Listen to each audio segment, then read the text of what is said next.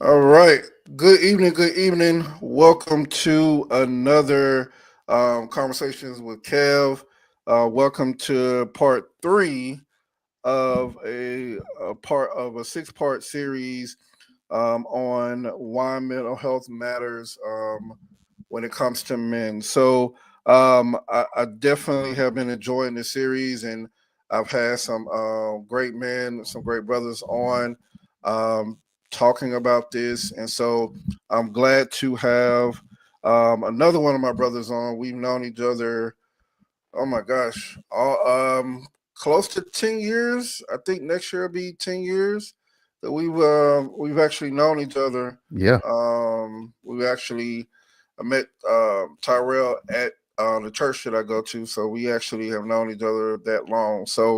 Um, but I'm gonna have him yeah, introduce himself, and then we will get started with this part three conversation of why mental health matters when it comes to men. All right, go ahead, Terrell.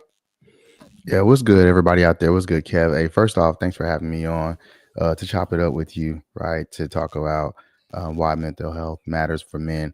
And so, disclaimer: if y'all hear kids occasionally in the background, these babies ain't sleepy yet.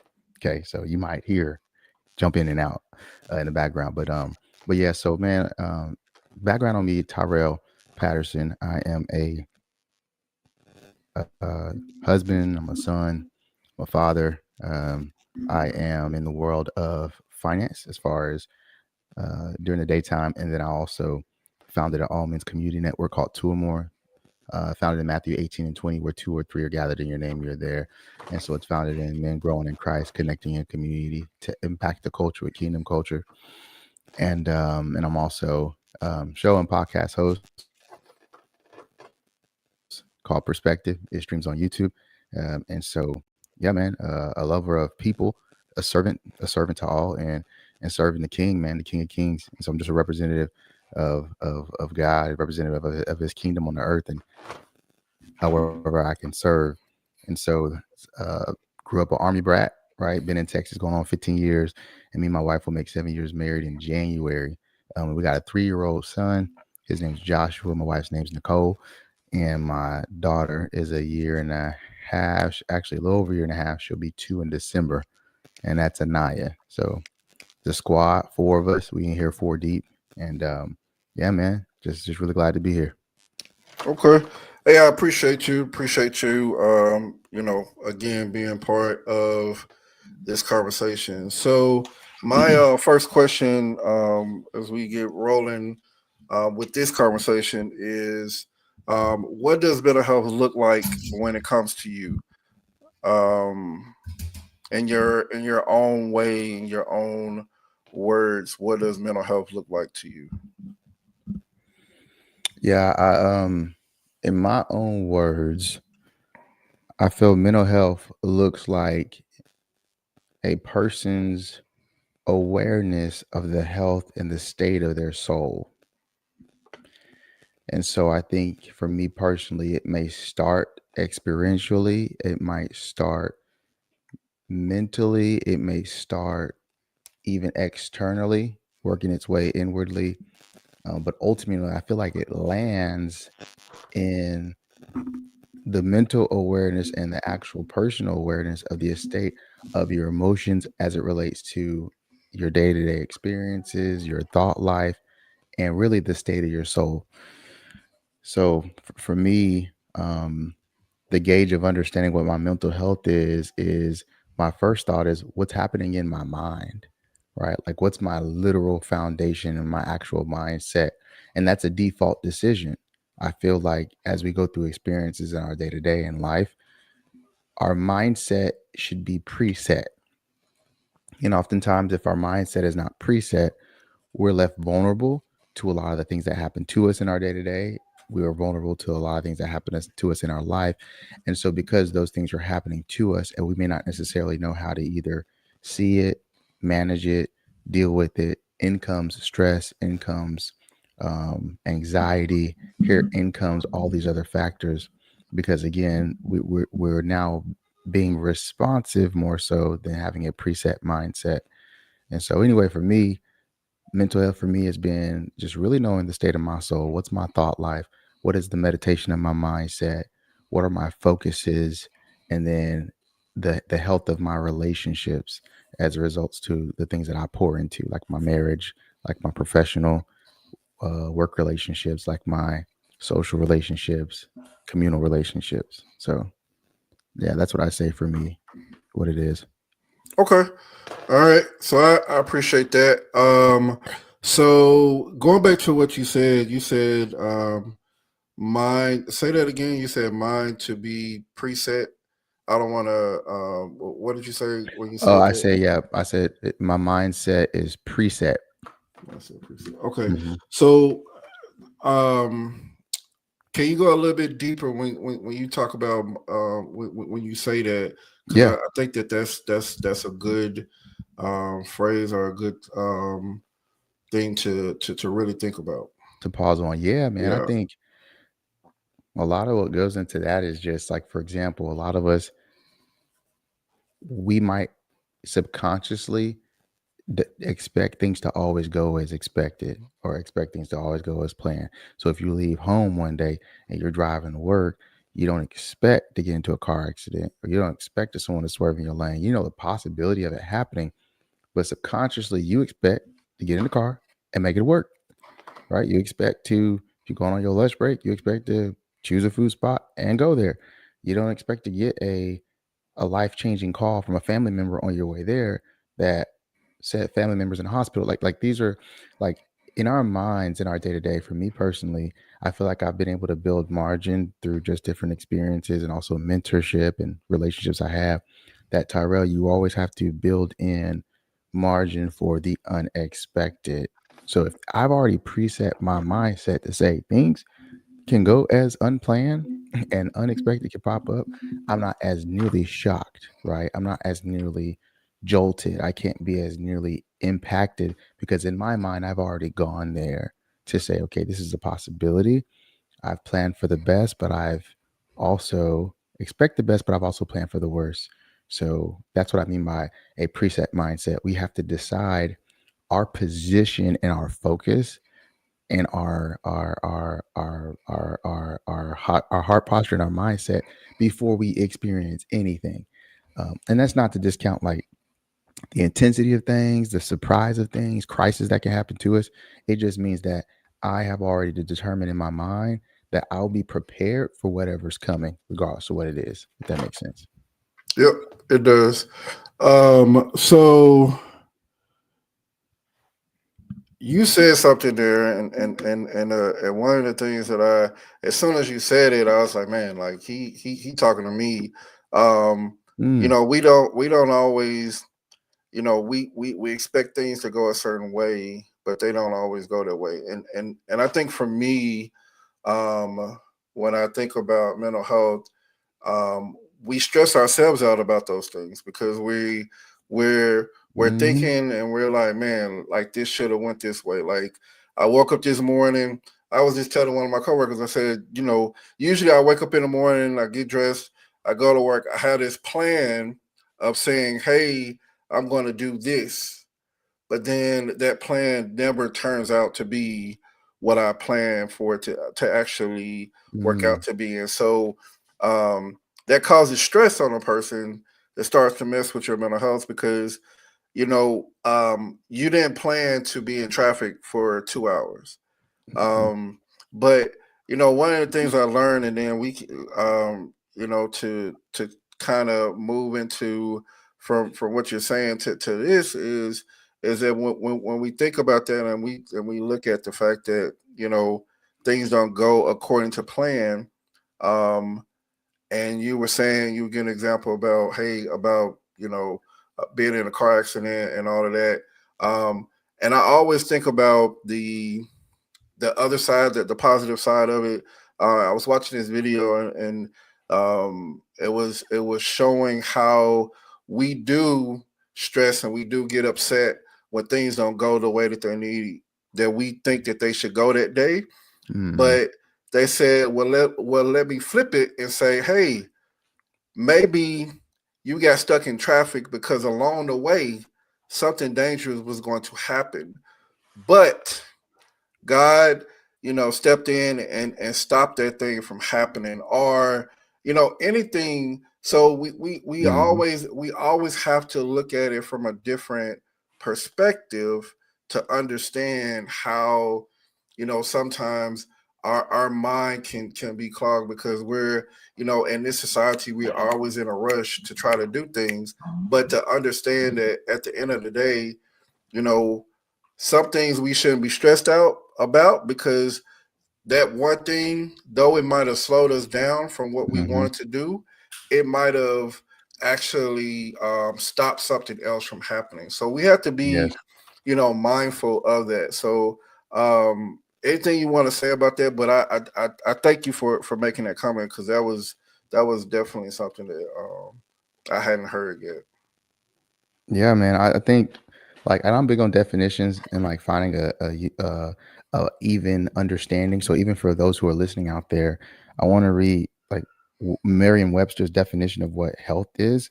So the definition of health by Webster's dictionary says the condition of being sound in mind, body, and spirit, particularly freedom from any disease or pain. So it says the definition encompasses both mental and both physical well-being. So health, the definition of general, like literally health, the condition of being sound in mind, body, and spirit, particularly free from disease or pain. So when people talk about their physical health, right, when they talk about fitness and their diet and their system, if it's free from ailments, free from disease, so it's like, hey, how healthy you are. The first, if you ask a person how healthy they are, the first thing they think about is their physical body and then their Mm-hmm. diet instantly. And so, hey, if you rate your health on a scale of 1 to 5, they'll think about what do I eat, what's my physical body, and then what kind of fitness activity do I have. And so they'll grade those activities that they do and kind of come to this place to kind of grade their health. So then if we ask ourselves, okay, rate our mental health from 1 to 5, we have to think, okay, what's the activity of our mind? So what kind of thoughts do I think about? Who and what am I thinking about particularly? And then what am I taking my time and attention to centrally focus my mind on? So those are the activity of my mind, the concentration and the destination of my mind. So what I'm looking at, and then what am I actually like as I'm interpreting information, as I'm experiencing things today, what is that communicating to me? Right? Because most of us, let's be honest, a lot of us think about things that have happened in our past. It's like I say it like this. It's kind of like walking backward but moving forward. Like you're physically going forward, but your head is turning, your body's turned. So you're walking backward, but you're moving forward. So you have no idea what's coming in front of you, but you have all the retrospect and the context for what's behind you. So like it's almost like walking on a track. Like the other day or a few weeks ago when I was at the track, local track I go to and walk and jog at, I started backpedaling around the track just because I know sometimes if I'm getting tired and I want to stop running, I'll just kind of backpedal and keep my momentum. Hold on one second. Hold on one second. Hold on one second. My speaker just literally started. I think my Bluetooth speaker's on. Sorry. So sorry, y'all. If I heard that. That's background noise. Um, lost my train of thought. Okay. Yeah. So I was at the track and I was jogging, but I was getting tired. So I started backpedaling. And I realized I'm going backwards. I can no longer see where I'm going, but I can see everything that I'm passing. And so it's like I call that rear view mirror mentality. We're driving through life, going forward, but we're looking in that rear view mirror. That's a lot of what life is like. A lot of us don't Mm-hmm. really have reference points for what's going to be coming ahead next week or what's going to be coming ahead tomorrow. Um, and so I think overall, if you can find a way to start to reframe your mindset and your attention and time on what can be versus what has happened. Because last thing I'll say about this is think about the creativity center of your mind. If a person deals with anxiety or deals with very much anxious thoughts and fears, all they've done is taken their creativity and it's worked against them because in their mind they've created outcomes and scenarios that they convinced in themselves that will be negative in the future. That's the same creativity center that helps someone go create a business or help someone go help right a nonprofit. It's the same area but it's a different direction. So I'm just saying, if people could find a way, instead of thinking backward, concentrate your mind on forward, right? If you're a believer or even not, what does God say about you? What does the Word of God say about you, right? People talk about affirmations. I'm big on declarations. No shade to anybody that does affirmations, but I'm big on declarations, and declarations are speaking forward. It speaks you into what will be. Affirmation speaks to where you are. If you want to declare, you speak forward, and it denotes movement. So anyway, I just think back to, I hope I even answered it, but I think back to, you think about what health is, you think about physical and your diet. So you're like, okay, what am I taking in? What am I listening to? What conversations am I having? What is the activity of my mind? And then where am I looking? Am I looking at a rearview mirror lifestyle, or am I looking forward? And I think a lot of that has to do with the day to day health. So, Yeah. So no, and you did answer it in a definitely a great profound way. I do want to say this. Going back to when you were talking about um, health. I think normally a person would ask a person, "Hey, how are you doing today?" And then when you ask them, they'll say fine and all of that. Um, but I think when you touched on the health part, I feel like health, when you work out and stuff, that physical health plays a part in your mental health because it helps hmm you. A lot of people, say, "Hey, I'm going to the gym to clear my mind. I'm going for a run or going for a walk to clear my mind." And sometimes we don't understand it, but at the same time, it does because you're walking and you're thinking about everything, whatever has happened, whatever has transpired, and you're thinking to yourself, man, like you're just playing the conversation or whatever happened back over to better help you. And so for me, one of the things that I've learned and continue to learn is that when it comes to mental health, there's so many different um, if I could say, categories that can fall under, but we have to understand our own mental health, and that's the biggest thing with all of this is once we understand our mental health and go from there, we can start seeing that, hey, what is this that helps me relieve whatever I'm stressing about, and be able to deal with whatever I'm dealing with. One of the other things that you talked about, rear view, is a lot of times we look back on our situations, we look back on the things that you know got us in whatever situation, or we're looking back in our past and we're letting our past dictate what our future is or what our present state is. We're worried about this, like this from my childhood, this from a couple of weeks ago, has me in this stronghold of dealing with my psyche, because now I'm thinking about something that was in my past that's has me stressed out instead of looking forward to what can happen. And so, sometimes we have to be mindful of not looking back. I know people look back to see how far God has blessed them, and I get that part. But I also think that people look back, and they worry about things that stress you out, that cause you to have the mental health. And I'm speaking for myself because I've done hmm that. I mean, it's a, dang, it's a it's a human dang. nature thing that we all look back and we like, man, I did this, or you're hard on yourself because I used to be this way, but now I'm this way. And I think that when you start looking back and you look in the rearview mirror, as you stated, it tends to weigh on you because you start looking at all of the things that are negative, because we start looking at the negative versus the positive. But if Yes. we look forward to where we're at now and we see, hey, I've done a lot better. I've done more positive things since I've changed my life, or since I've hmm done whatever it is to get you to a better, um, level, better point in your life, I've changed all that. So why am I still looking in the back? Why am I not looking forward? But it's your mindset. Going back to what you said, um, that can help you kind of shape and form what you need to do, which is to look forward and not backwards.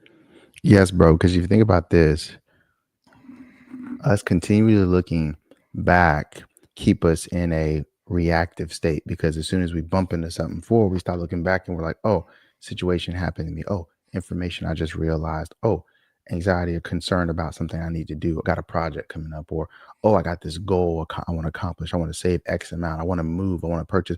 All these different things that come in front of us. While we've been so occupied looking back, we keep bumping into things. But speaking of looking back, let's talk about the aspect of the parts of our mind and soul, right? Like I said at the beginning, I believe that mental health lands at the soul health, which Mm-hmm. is emotions, mindset, will, um, right? And so I feel like let's talk about generational mindsets. Um, I, at the age of maybe 14, 15, came into the understanding that the men in my family dealt with hypersexuality at a very early age, and promiscuity and being attracted to women and all these different things.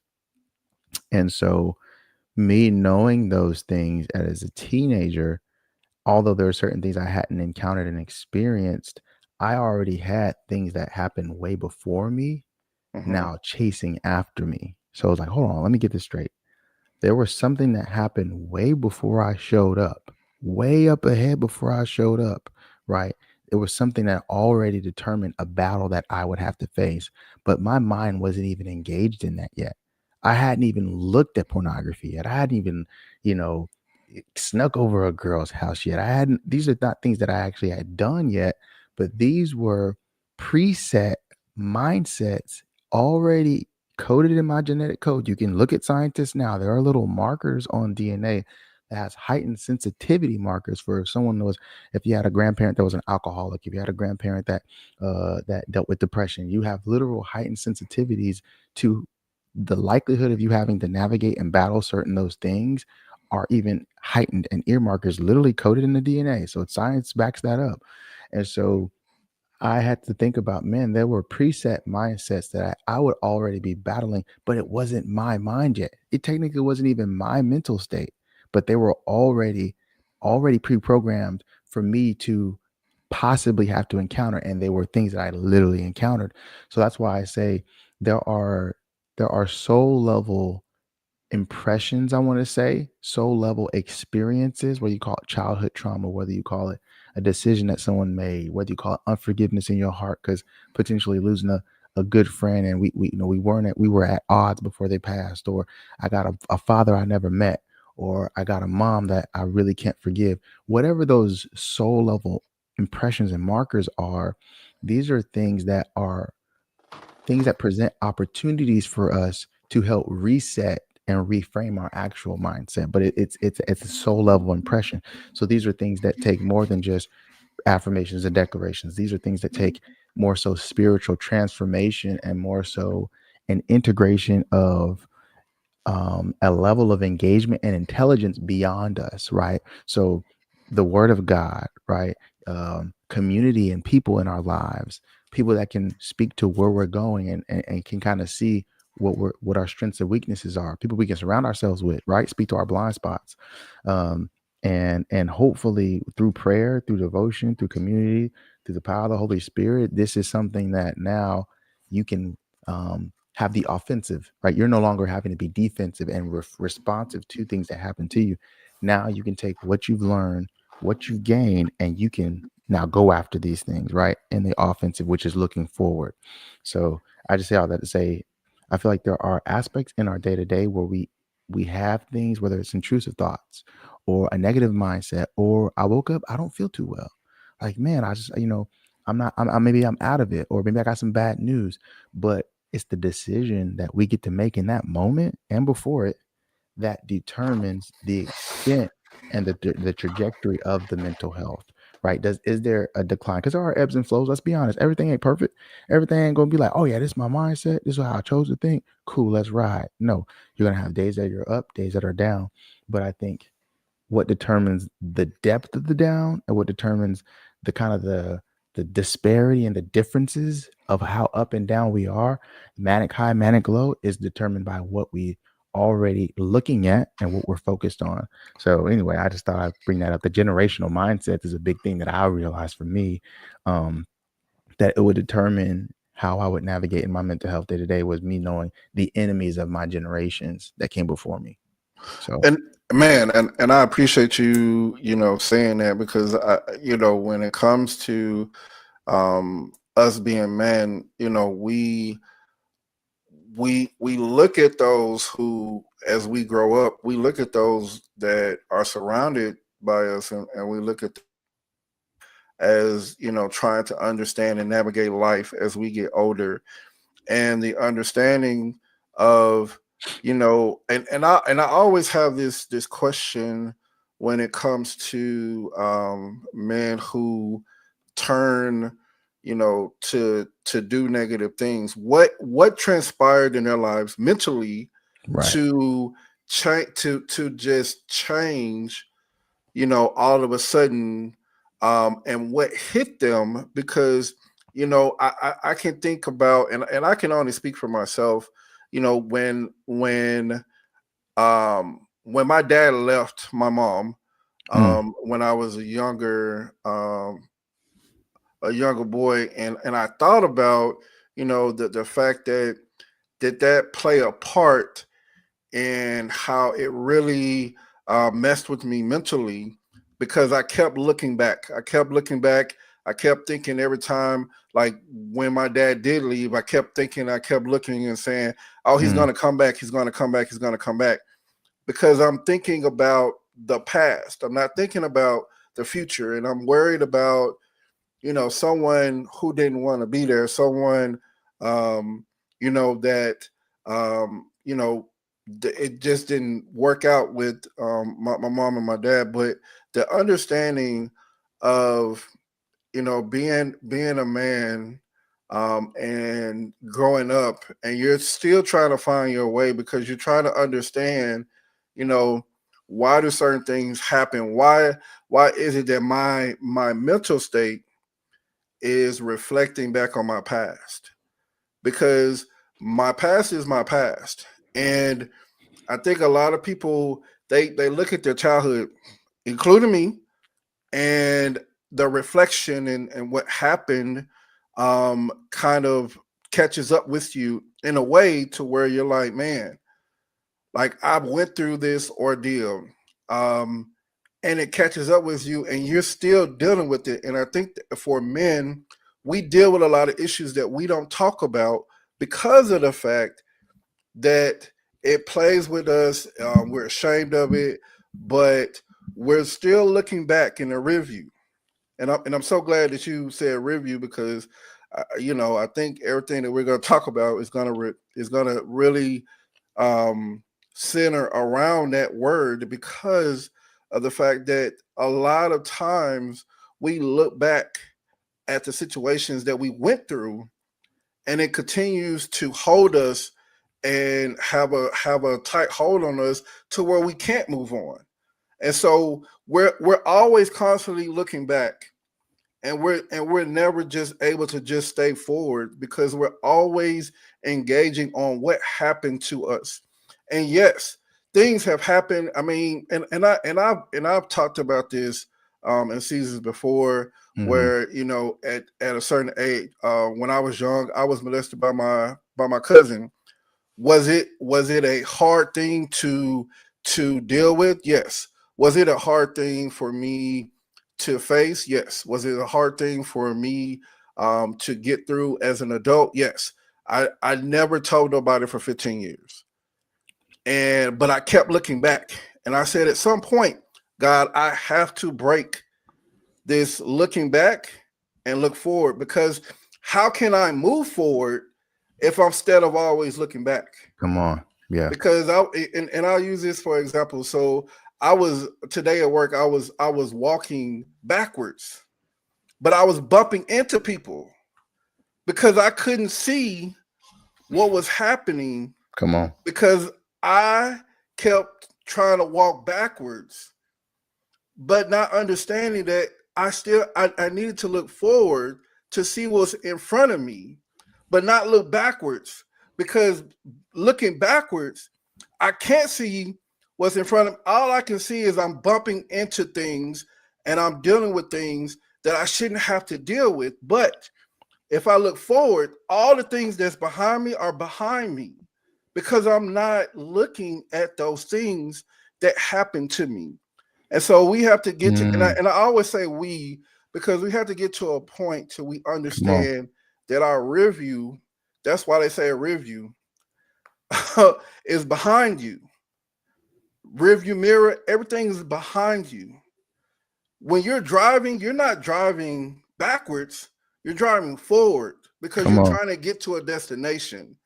You're not driving backwards to go back to where you came from, but back, you're trying to go forward to make sure that you're getting to a destination, you're getting to a point in your life to where you're understanding that no matter what you're going through, at the end of the day, I have to look Come on. forward. And I had to say that because, you know, again, I look at what I went through and the things that I went through, and I kept looking back. I kept looking back. But sometimes it takes you, the person, falling down to where at some point you have to say enough is enough. I gotta change something about myself. But how can I change my mental to not think, you know, about this and about that, but continue to focus on what's in front of me. So yeah, Bro, there's so much. That's so much you share I even know. to unpack in that. Look. I mean, it's good. You know, it's good. There's so much you shared to even unpack in that because when you were talking there, the first thing I thought about was emotional state, our emotions. Let's talk about kind of as men the deficiencies we have with managing and mastering our emotions.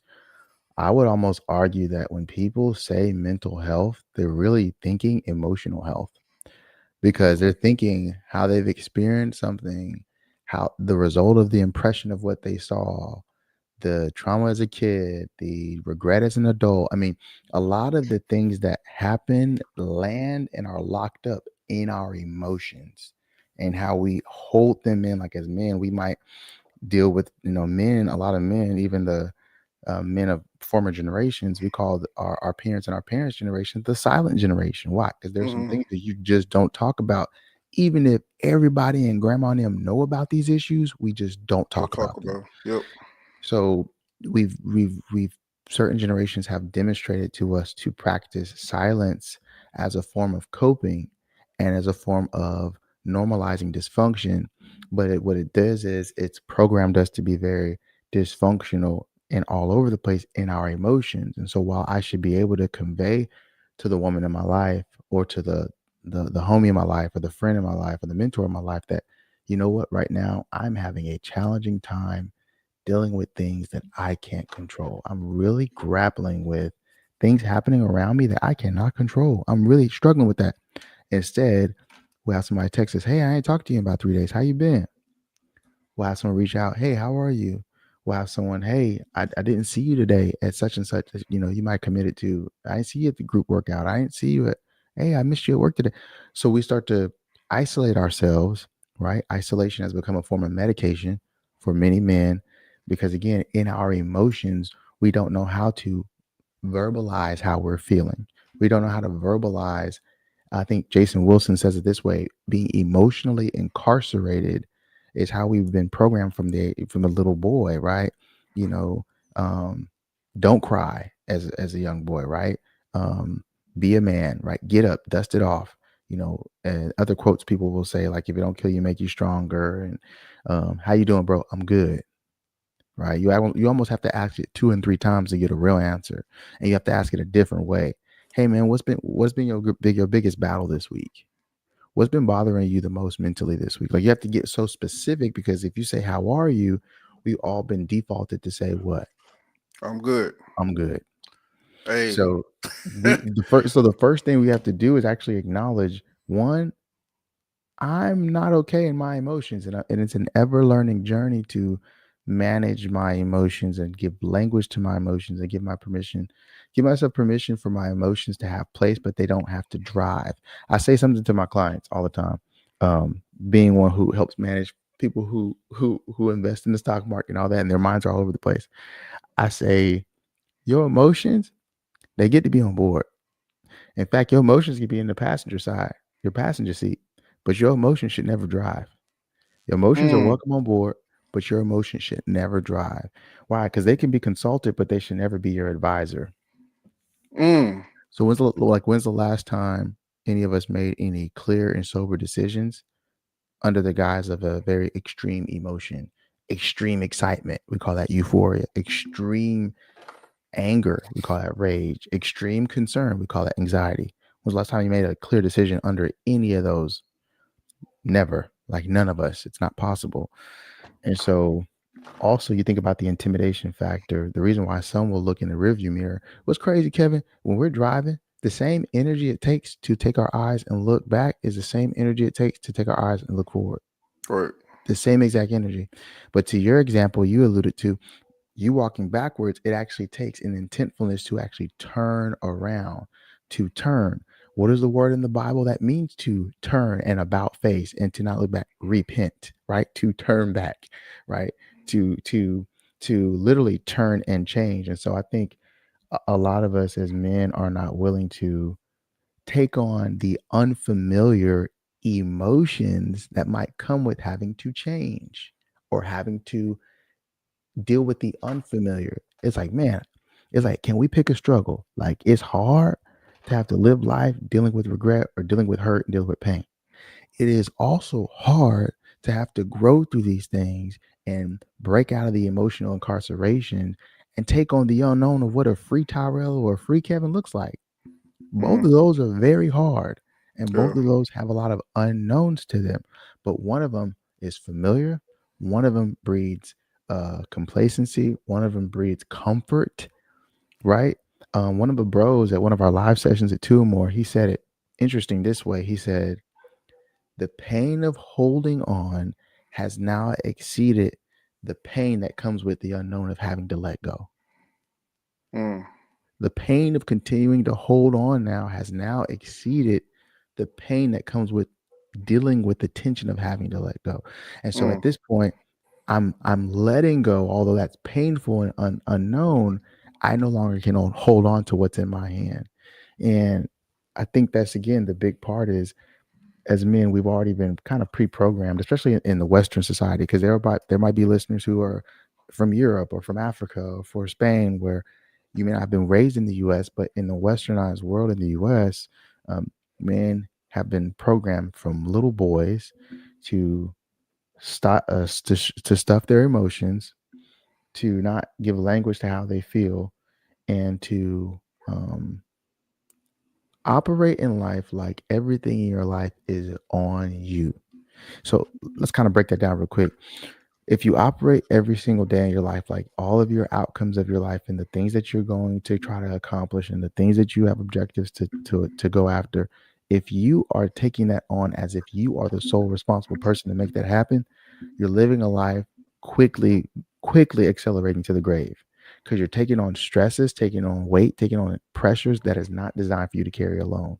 So a lot of men are navigating day-to-day life as if every single outcome that they're after in life is on them, not realizing there's two things. One, the Bible tells us that faith is the substance or the activity of something that you hope for. So the fact that you hope for it, that's the first part. And then the evidence of the thing that's not seen. The creative idea is the evidence of the car that had to be manufactured, right? The creative idea of helping young people is the evidence of the nonprofit that's going to come in the future, right? So if you're not willing to take on and engage the gap of unknown, you can't live in faith. You can only live in evidence-based work, which is not how life works. You have to be able to, if you're going to look forward, it takes a level of faith right? Beyond what you're familiar with, beyond the rearview mirror, and that's what comes down to it. Everyone, I understand, everyone doesn't have a reference point being Jesus Christ. Some people are Muslims, some people are atheists, some people are Buddhists. Whatever their beliefs are, we all come to a place where we come to the end of ourselves, and we're given a grand opportunity to have an encounter with the King of Kings. Whether it's a stranger in a restaurant that walks up to you, whether it's you have an encounter, right, with an angelic host, or whatever the case may be, we all come with an opportunity in our walk where we're given an opportunity to reach past the familiar and um, to reach into faith, bro. Because at the end of the day, men, as men, again, we are so wired to deal with what's familiar that we're not willing to take a step into the unknown, right? Which requires faith at the end of the day. So I think faith is a missing component in the conversation of mental health overall. Yeah. And so, man, you said so much. I want to go back I to know I'm trying to one. be so long winded, y'all. I'm sorry. No, no, you're good. You said some things, some words that I wrote down. One, the first one I want to touch on is isolation. Um, and you spoke of isolation because I think that's the thing that men tend to do. I isolate myself because I don't want anyone to know what's going on with me. I isolate myself because I don't want to talk about my feelings to anyone because I don't want anyone to know what's going on with me. Because we have been taught, we have been programmed as men to say that I am okay. Now, when you talk about isolation, but isolation hurts because it starts you in a room, you're in a place by yourself, and everything can hit you, and you're thinking because you have nothing but time, and you're isolating yourself from the world. And we have to understand that the isolation, and I'm talking to myself because I've done it so many times. Me too. So many times have I isolated myself because I didn't want the world to see the battered me, the going through it mentally, understanding that I have problems, I have issues, but understanding everyone has issues. But as men, we're taught to be strong in public, but in private, we isolate ourselves because that's the only way for us to deal with what we're going through. Instead of Yep. talking to someone, instead of, hey, bro, let's go for a walk, let's go for a run, I need to talk to you. Yes. Let's get it Instead out. of us to be able to start sharing and understanding and being able to equip each other to say, hey, man, I got you. Like, to even start, you know, the just men's groups, like being able to just start at your home and just have this sense of, man, let's talk. Like, I remember watching the Shy, and they started a men's group on that show, and Hmm. they just was like, what's going on with you? Like, what are you dealing with? Because Hmm. there's things that you can't talk to your significant other about. There's things that I need another male who understands what I'm going through. Another Yeah. married male who understands, what it means to be married. Yep. Another male that's going through the fact that, man, my mom just died. How do I face this? Because I Mm. can't show emotions, because when I show emotions, and I'm supposed to be the head of the household, and everybody's watching me, and they're taking their cue from me. So how can I show emotions when I'm supposed to be the strong one? How can Come I on. show emotions when I'm supposed to be the one that's the caretaker, the one that's supposed to be the heavy lifter to take on the burdens? But I always say this, and I always think about this: I'm not God. At the end of the day, I can't take on all of the burdens, because I gotta be able to say, God, I need you in this moment. I need you to be able to lift me up. Direct my path Yes. so I can understand where I need to go. If I'm going to be emotional, direct me in a path of who I can talk to be Yes. able to understand that God is someone that I can lean on in times of struggle, in times of pain, in times of hurt. They're Come not on. going to judge me. They're not going to look at me different, but they're going to be there as a friend. They're going to be there as a man. They're going to be there as someone that I can confide in, that can understand that no matter what I go through, I'm going to be able to talk to that friend, Come on. or whoever it is. And so when you talk about isolation, and one of the other things that you said, man, when you said this, I wanted to interrupt you, but I wanted to have you speak. When you said, when you ask somebody, hey, how you doing? The first thing we say, I'm good. That is a defense mechanism that can be used around the world, because Hmm. I'm telling you, I remember back in 2014 when I started seeing a mental health therapist. She was the first one in my entire life that pointed that out. And I knew what I was doing, but it came to a point she kept saying, quit saying that, because you're just saying She I'm said, "Quit good. saying that." Yes, because she when I say she was a real therapist, she was a real therapist. She called me out because I can say all day that I'm good, but am I? Because I'm saying I'm good so you will leave me alone. But Mm, mentally I'm hurting inside. mm. Mentally I'm dealing with the struggles of life, but I can't tell you what's going on with me. Mentally, I'm dealing with so much that I can't even talk to you about, to where my mom got cancer. I'm about to get my car repossessed. I'm about to lose this. I'm about to lose my job. My wife just found out that she got cancer. Like, all of these things are on you. And so as a man, how do you continue to be the strong one in life and present yourself as the man when you're struggling, and mentally you're going to break at some point, because you don't know how to turn to someone that can help you? Because I focus I'm in the right now, and I'm focused on the right now, to where I can't see beyond the right now, because I'm so focused on what's going on now, instead of being able to say, Mhm, man, I have an issue. I need your help. Why is it, and I want to ask you this, why is it so hard mhm. for us as men to go to another man and say, man, I'm struggling. I need help. Well, part of it is we've already conditioned each other to not do that. It's not like we said, "Hey, bro, don't come to me for anything that you like really struggling with," or "Hey, don't come to me if we're not gonna go get something to eat, if we're not gonna go watch a game, if we're not gonna kick it, if we're not gonna connect with some of the bros from college days or reunion." I mean, it's not that we've said that. It's just we've continued to program ourselves and demonstrate that we are not those places.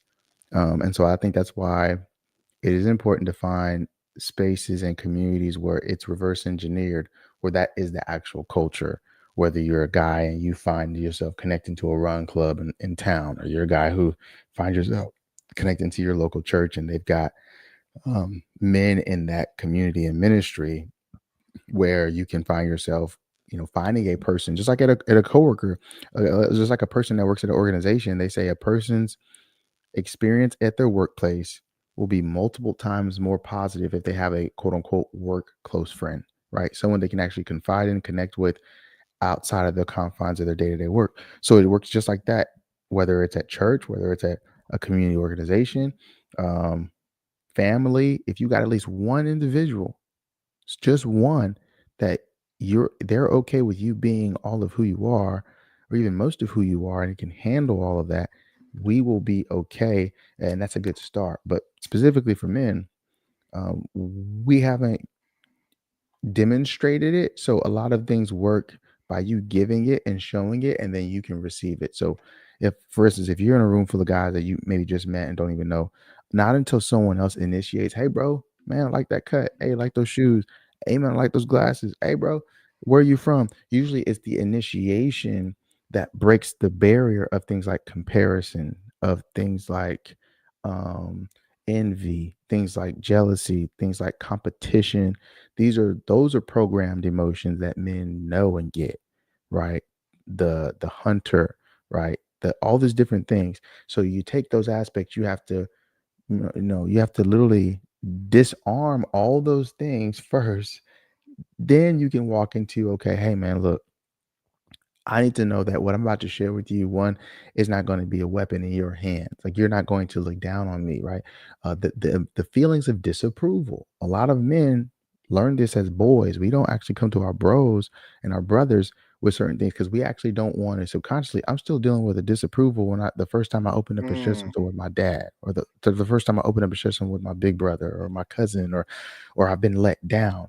So we have these compounding emotions, one being disapproval, that we might even lie knowingly that we're not doing well because I don't want public disapproval. I don't want social disapproval. I don't want social ridicule. And so I'm okay with just kind of acting like things are okay. But I think one thing I do want to say is sometimes I think as men specifically and as people, we make sometimes things harder than they actually are. I argue that sometimes we know how to be free. We know how to get the conversations. We know how to pursue the help. But again, that's unfamiliar. So sometimes we become very weighted and lazy in our pursuit to healing. We become very complacent and lazy because we know how we are right now and where we sit. We know what this is. correct. I know what it's like to be depressed at times. I know what anxiety is. I know how to function um uh dysfunctionally. I get that.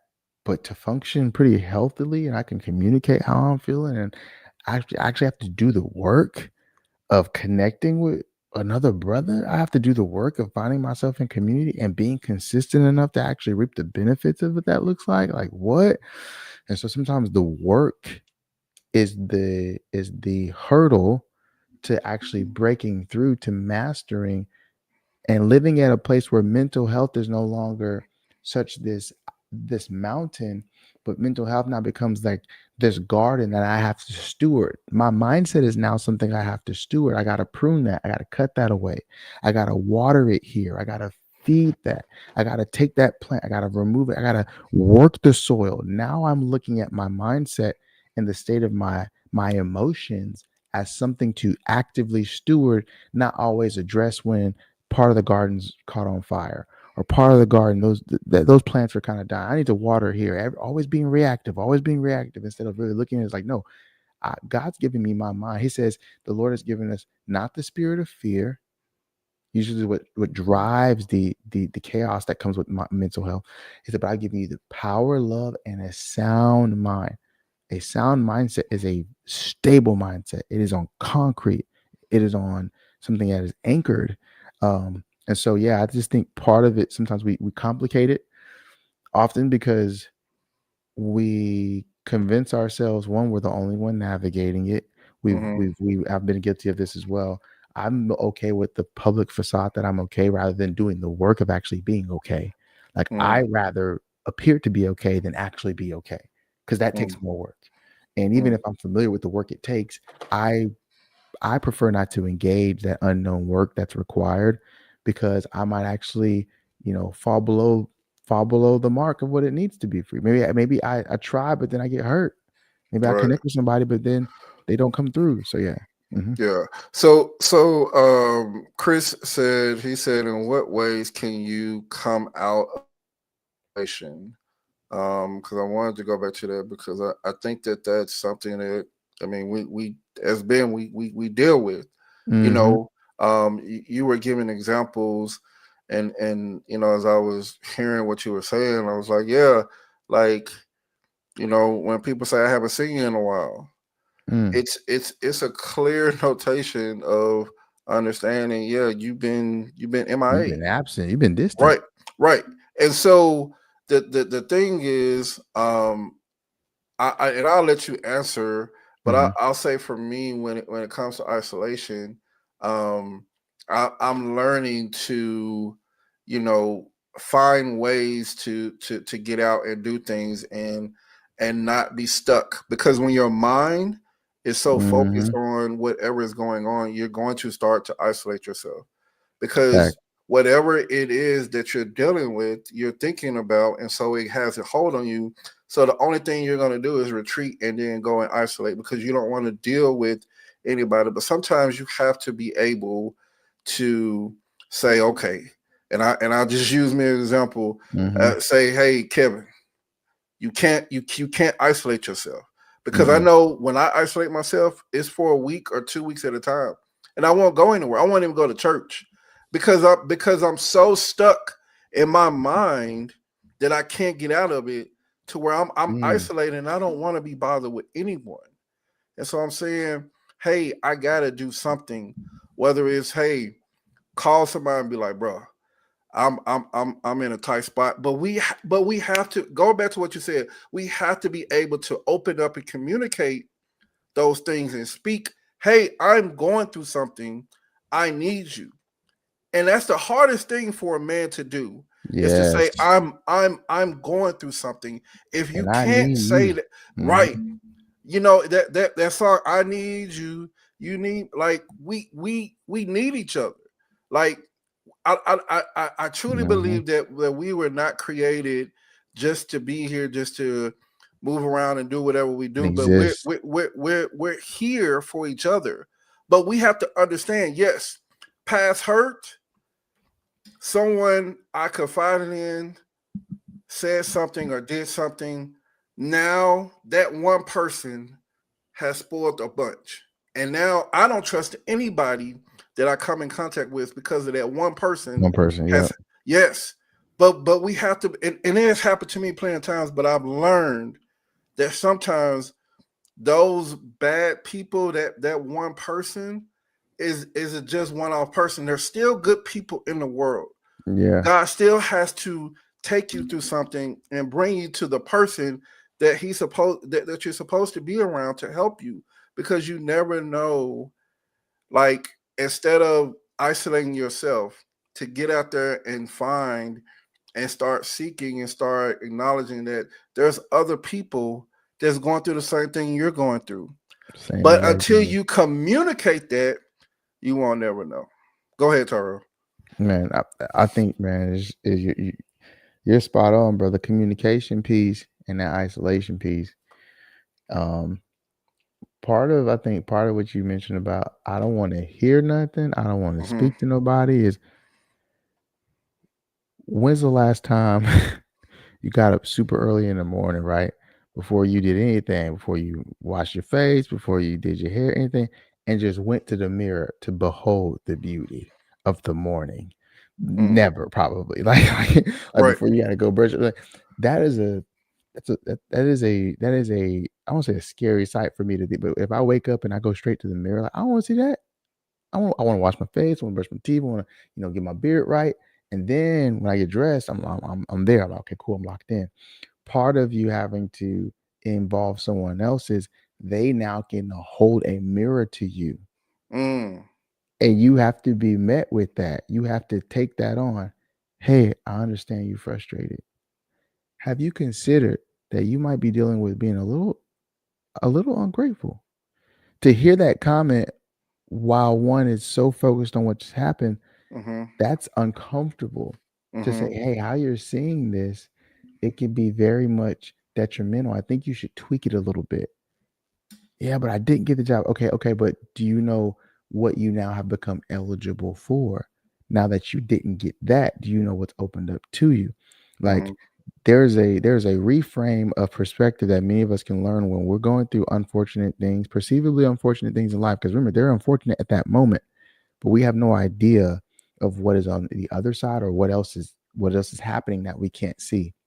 I Right. think the attitude of gratitude, take an individual that walks with gratitude every day, and I'll show you an individual that probably doesn't struggle nearly as much with anxiety or depression. Mm. Take a person who is very thankful, and then they also are consumed with conveying and sharing that joy of gratitude and encourage taking it person who encourages out of the well of gratitude. Notice I said encourages out of a well of gratitude, not encourages because they've been so used to encouraging everyone else as a medicated tool to really avoid how they're actually never encouraged or avoid that they actually don't have someone pouring into them. So all they want to do is pour into everyone else, because if they can do that, that in turn helps them understand their worth and value just by everyone's, oh, thank you so much, thank you so much. Like I have homies and homegirls all the time. I see them posting on stories, happy birthday to this person, man, sis is killing it, bro is doing it, and they're always admonishing and celebrating everyone in public, which is fine. But I'm always curious to say, man, how are they internally, personally? Mm, Like that is what I grapple with sometimes with with many of us, to where that mirror that is held up, not only that, but our prayer life, let's talk about that, to where oftentimes we go to prayer in crisis or in emergency, but we don't have mm, a rhythm or a repetition of it, like exercise. Just like we exercise our body, we might go walk every single day or every other day or every week, we might try to eat or consume somewhat healthy nutritional food. We kind of watch what we listen and take into our ears and what we watch. But when it comes to prayer, though, it's like it might be far and few between, or it might be occasional, or it might be group only prayer or situational. Instead of saying, you know what, prayer is a muscle, because it's relationship and it's the way I invite God's will and his intent and what he thinks. God got an opinion. Like we forget, he literally has an opinion. He actually has a thought and a desire and a will, is what the word says. Let your kingdom come, let your will be done. He has some type of say, but we don't even get the benefit to learn what that is if we don't practice the proximity. So not only are we in isolation from our horizontal relationships, we convince ourselves we're in isolation from our vertical relationships.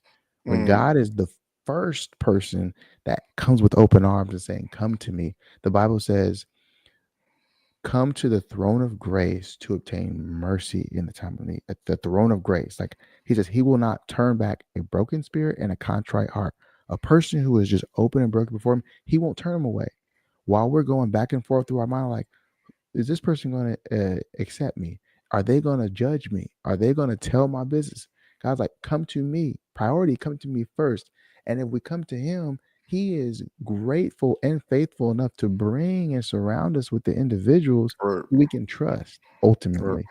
yeah, And so anyway, I think that's really big, honestly, that mirror aspect, yep, and then that faith aspect again. Um, Again, just being honest with ourselves, just grade ourselves, being honest with what is my prayer life, what is the meditation, the focus of my mindset, am I actually in a health community or not, am I out here convincing myself because I've done so great alone so long, I've tricked myself to think that's how I need to, that's what my future needs, and my future may not need that, may not require that. yeah. So one of the things, I kept thinking about when you say mirror, it takes me back to what I always say to people. I don't say it to everyone, but one of the things that I've said on my podcast is, does a person see you Mm, for who you are? And when I mm, say see, it's S, it's capital SEE. Like really know you, see you, because a mhm, person can see you all day and they can look at you and say, I'm looking at you and I think that you're fine. You're smiling, you're doing all of that. right. But a person that knows you, a person that knows if you're a certain way, that you're acting a certain way, that you're not acting like yourself. They see you, they can recognize those things about you, and they can say, "Hey, bro, what's going on?" Because you're not yourself. Or they give you a call and say, "Hey, I noticed today, you know, you was this way. You were quiet. I know you quiet, but you're not as quiet as you were today." And I think that recognizing that is a big step, because you help to um, let someone know that they actually matter to someone. And I feel like we have to, as men, we have to feel like we matter to the world. But as long as we matter, and God is the first person that we know that He loves us. So we got family, and those who married. Hey, as long as I have those people in my life, I understand that everyone's not going to look at me and see me the way that other people see me. Um, I use as example. Um, I was stationed in when I was in the military. I was in Japan, Mm-hmm. and one of my friends, like I remember, me and two of our other friends, we all went over to his house, and Yeah. I remember he had a 6 pack of alcohol. We hadn't heard from him. We didn't know what was going on with him, um, but something wasn't right. It was off. Mm. Like he stopped coming to church, everything.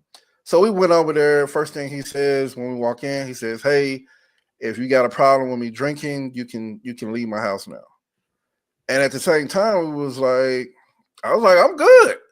Like I'm not here to look at you any different. I see you because there's something going on. And I know there's something going on because I see you and I know that you're hurting. You're not going to say that right now, but at some point, you're going to say, "Hey, man, I'm going through something." And so as time began, the other two friends they didn't really stick around. I kept hanging around him, and I remember him calling me and said, "Man, I need to come to your house." It was I had to get up for work the next morning. It was like 1 o'clock in the morning. Cool, come by. So he came by and it was like, "Man, I got a lot going on mentally, Yeah. and I needed to talk to somebody, and it just led to me talking to you." So when he Mm-hmm. talked to me, we began to, try to figure out, just walk this journey together, whatever he was Right. going through, until he was Right. ready to speak to me about it. And I never pressured him about coming back to church. I said, "Man, in your own time, you will come." One day he surprised me. He said, "I'll see you at church tomorrow." He was at church and he continued to go to church until, I eventually left the base. But he later said in one of his posts that threw me off on Facebook, he said, Mm. "Man, he doesn't know this, but he saved my life because I was in a dark time, Mm. because I was going through so much, and he never knew that he was a person who saved my life." And I only say that for this: we as men have to quit looking at the outer, because we can look at a person's appearance and automatically judge them without even knowing what's going on the inside, Mm-hmm. because we're so focused and we're looking through one lens, and that Mm-hmm. lens is, if you're dressed a certain way, I don't want to deal with you. If you talk a certain way, I don't want to deal with you. If you're out there and you got tattoos all on your body, I'm being prejudged before you even know me. Mm. Because with our eyes, we already are prejudging. We're already setting our mindset to say, I don't want to deal with this person. And that person that we're already prejudging has already been through this so many times. That's why they don't want to talk to nobody. That's Yeah. why a lot of men shut themselves off to the world, because they've already been prejudged because they dress a certain way. But not even knowing that they probably went to Harvard. They just like to dress a certain way. Not even knowing that they got a doctorate, but they like to talk and Right. do certain things. And so Right. we already are prejudging a person before we see the person for who they are. So a lot of men turn themselves off to the world because they've already been prejudged. And I gave that example because we have to be able to say, I'm going to love you no matter what. I'm not going to Mm-hmm. judge you, because at some point, when you see that I'm here, and that I see you and I'm here for you, and I'm not going away and I'm not walking away like everyone else has done, then you're going to say, "Man, I can trust that brother." And then that's the one that you're going to be able to say, "I can talk to without anything or without any reservation. I know that there's someone that I can talk to." No I I conditions. Yeah. I gotta say this, and then I'm gonna let you talk, Terrell. You got it. I always give the story of how I ended up staying at my current church, and I always go back to you. I still remember it like it was yesterday. I remember coming in, sitting in the lobby. It was men's night, And I remember like no one came to the table, like no one spoke to me, no one came to the table, and I was like, man, like I don't know, like I know how I am, and I felt like I was sitting I was sitting alone, but I felt like no one really wanted to come and talk to me. And I know, you know, people have told me over the years my facial expression can push people away because I'm not smiling all the time, and I can have this, you know, just nonchalant look, and it is what it is.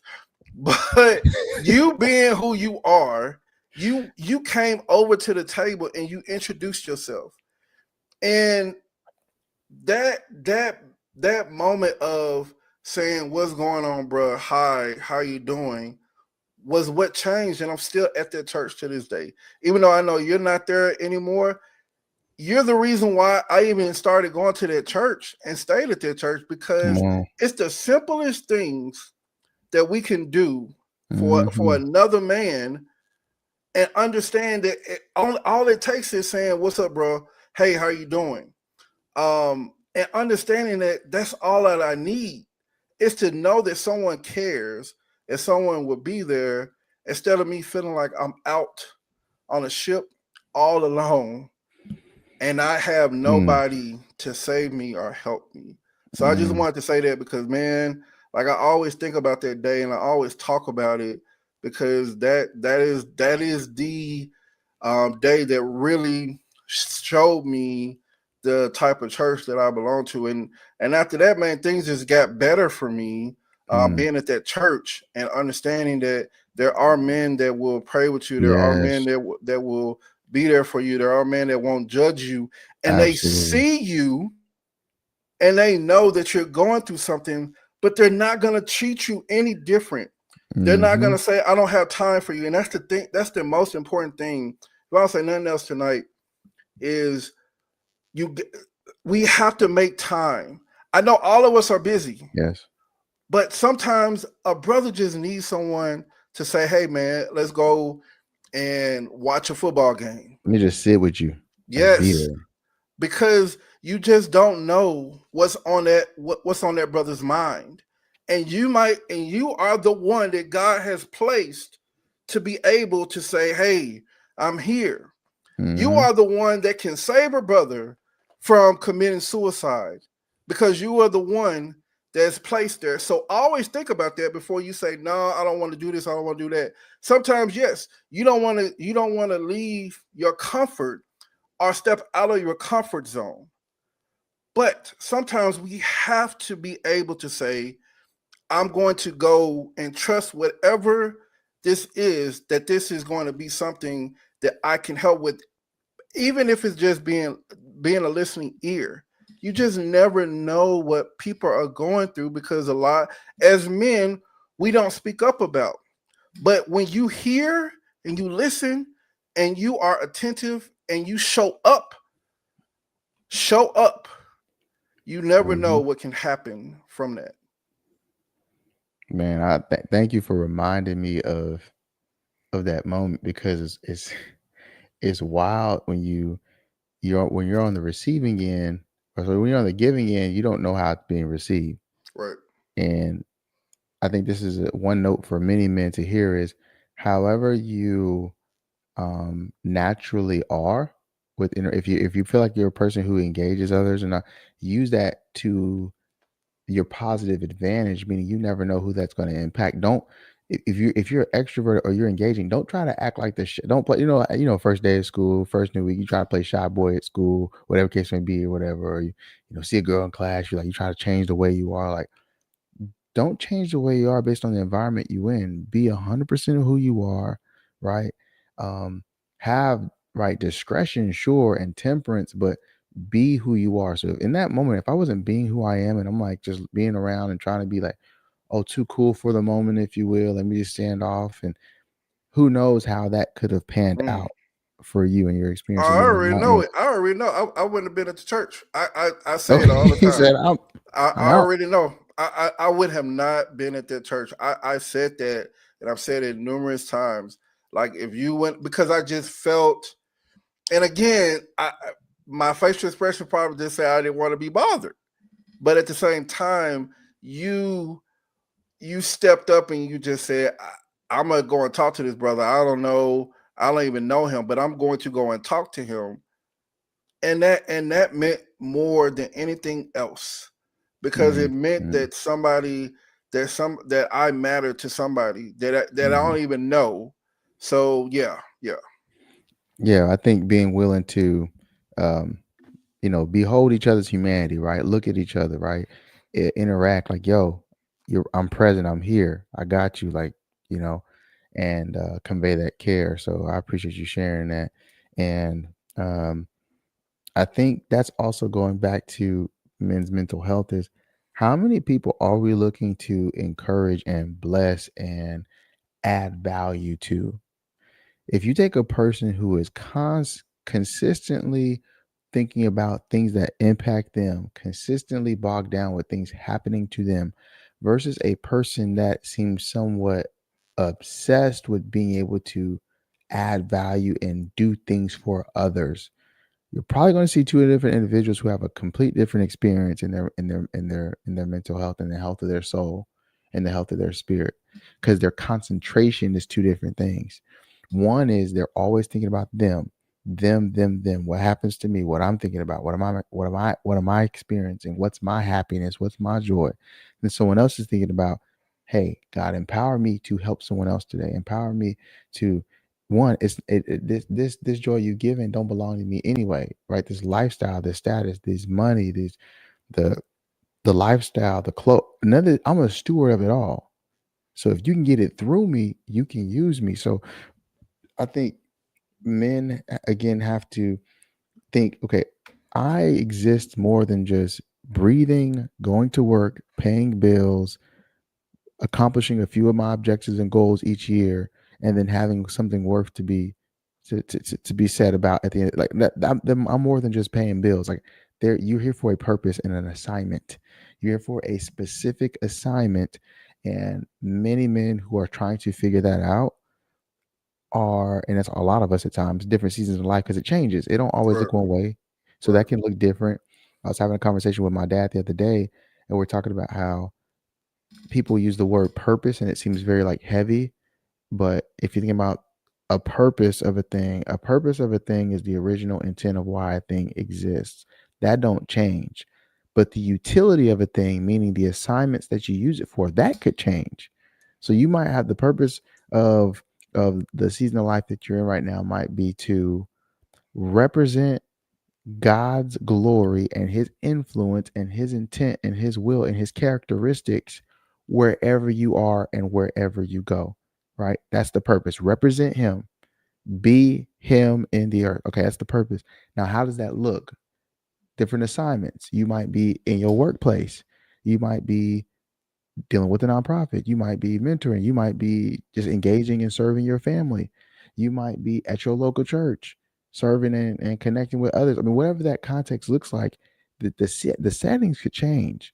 And many people get so invested in the settings at which you can reflect your purpose, your life's mission, versus just simply, is it active? Like, don't be worried about where it's active, but is it active?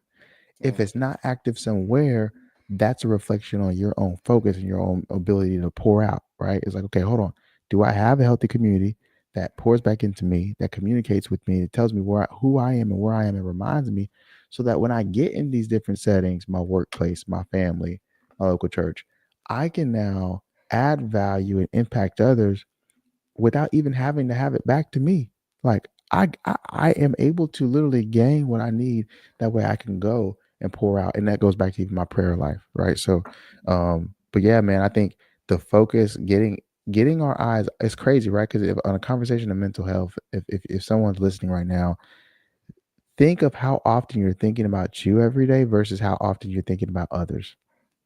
Like, mm. take inventory of that. How often am I thinking about me versus how often am I thinking about others? And most individuals will tell you about 90%, probably 95% of their thought is about them, Uh, and about 5% or even 2% is about others. And even if we're thinking about others, usually we're thinking about others to the extent that it impacts us anyway. Like it's not even like I'm thinking about Right. them so I can help them. Or, no, I'm thinking about them because it works its way back to me. How Right. are they viewing me? How do they see me? What do they think about me? How will they respond if I say XYZ? How will they respond if I do X? It's Correct. not how can I impact and be a blessing? How can I actually help this person? No, it's just like my thoughts about others are to the extent that it actually impacts me.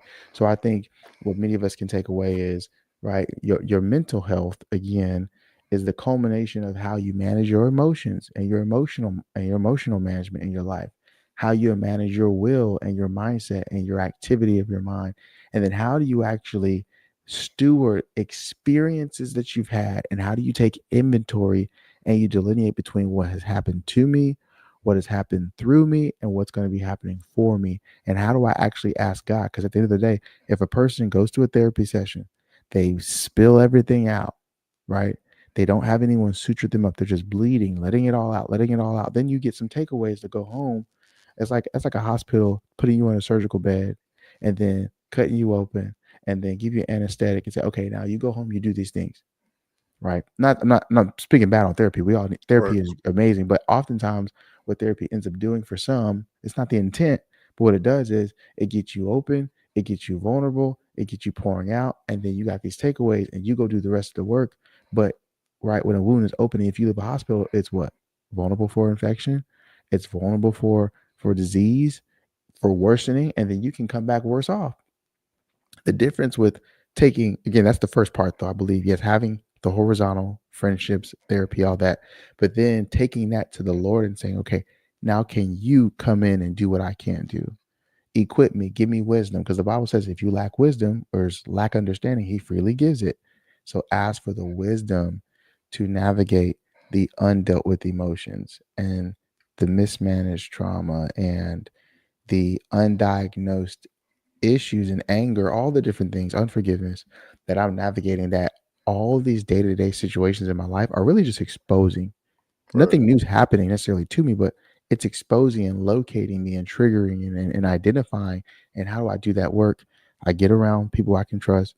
I do the work that is required to walk into the unfamiliar. And then I have to leave space for faith. I have Yeah. to because it takes a little bit of faith. So, Yeah. So the last thing I'll say, and then I'll close with you having final thoughts on what we talked about tonight. But when I listen and our conversation tonight and the conversations I've had mhm, previously, um, one thing that always sticks out to me is being you, being your true self, and understanding that people are going to accept you for you. They're either going to accept you or not going to accept you. But we spend so much time trying to please people, and I'm saying we because I do it too. I'm guilty. That Yeah. that we forget that I'm I'm the bomb. Like I don't have to put on this facade for certain people because they accept me for me. I can be goofy, I can be sad, I can be upset, I can cry, but they're not going to look at me any different because they accept me for me. They know who I am, they know what they're getting in a brother, that they know what they're getting as a friend. Like people know who I am, and I got to be okay with the people who can't, you know, go with that, who feel like, man, I can't get down with that because they're not used to someone who does have PTSD, or who has these things going on. But I Hmm. always tell a person that when you are you, and you're writing your story day by day, and as each person comes into your life, they come into a chapter of your life. And the thing is, you don't know the previous chapters of what a person went through. You know exactly the chapter that you came into. So understanding that, man, we all come into each other's lives at different chapters, Different times, yeah. but we have to be able to understand that we don't know the previous chapters. Now, if we want to know the previous chapters, we got to communicate that, and we got to be able to talk about that and say, hey, I want to get to know you a little bit better. And I'm okay with that. But you have to be okay to understand that I'm going to be me, A and lot I'm comes not with going to that, change to be able to fit in to what you see me fitting into. or what you're And okay with. right, because I feel like as men, we sometimes try to fit in. We try to hang with. I remember what one of my boys used to say, because when I was growing up, when I at an early age, I was drinking alcohol and all this and stuff. And so he said, and for me, I wasn't a drinker. Hmm. I was doing it to fit in, but he told me I don't have to fit in Mm, because they accept me for who I am. And mm, that's who you need surrounding you. People who are going to accept you for who you are, people who are not going to look down on you because you're crying one day, you're happy this minute, you're sad this minute, you're going through, they're going to surround you, they're going to love on you, they're going to care for you, they're going to say, brother, I got you, and not disappear when everything comes down, mm-hmm. not disappear when you're going through life's troubles, life struggles. I say this last thing, and I'll give you the final thoughts. Um, One of the pastors of our church, and I always, tell him, I always, remind myself to give people their flowers while they're alive. Pastor Travis. Um, he, Yes. I always say that he's a mentor to me, and I've told him this before, and two, he has been someone in my life who, throughout everything that I went through, when I was in a psych ward, he came to see me, and it was one of the most embarrassing things because I felt like I was at rock bottom, and I Mm, cried, and he said, why are you crying?"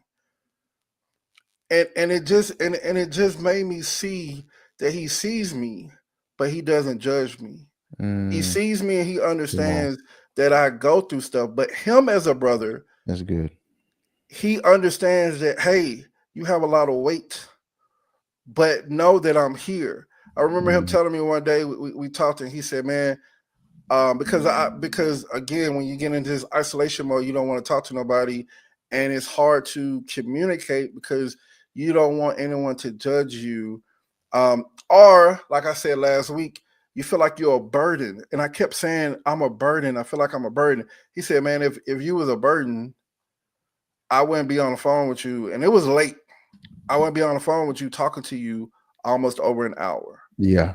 So we have to understand, and we have to get out of the mindset of understanding that, man, there are people who care. There are people who want to be there for us, but we have to let them, and we have to be open. We can't close everyone out, because as soon as we close everyone out, we go straight into isolation, and we say, I don't want to deal with anyone because I'm dealing with myself, and I'm focused on myself instead of focused on other people who care about you, who want to see you flourish, who want to see you thrive in everything that you do. So we have to understand that, and we have to be there to understand that. So, last words to you, brother. Final thoughts. Um, Take it away, Tyrell. Man, look, you didn't said it. I really feel like you really shared it. The aspect of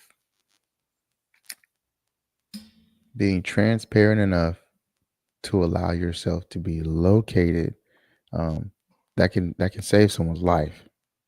Pride, if someone doesn't get anything else, pride is a secret cancer. It's a silent cancer. Pride is something that is so subtle and works its way gradually through, right?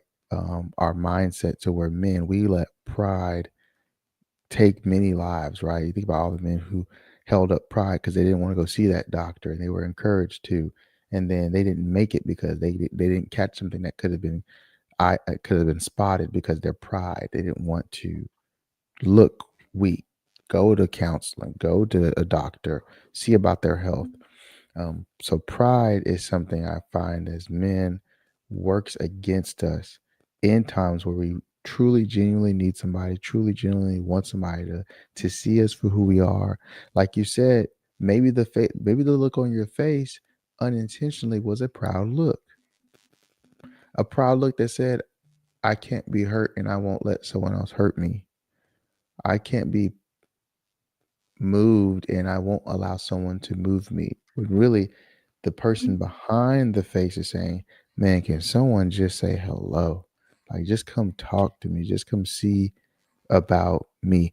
So I think um, all of us, even myself, can learn that being transparent, being emotionally aware, being emotionally reflective allows us to maintain healthy mindsets, a healthy mental health life.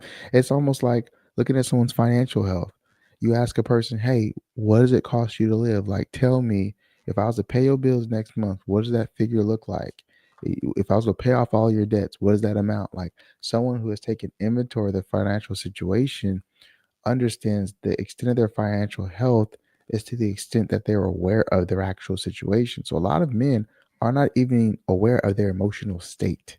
They've been mm, operating and going and don't know they're in emotional deficits, or we don't know we're in emotional chaos, or we don't know we're in emotional weight or depression. We don't pause long enough, and let alone society doesn't give men permission to pause long enough to take inventory. So we have to be putting ourselves in places that are countercultural.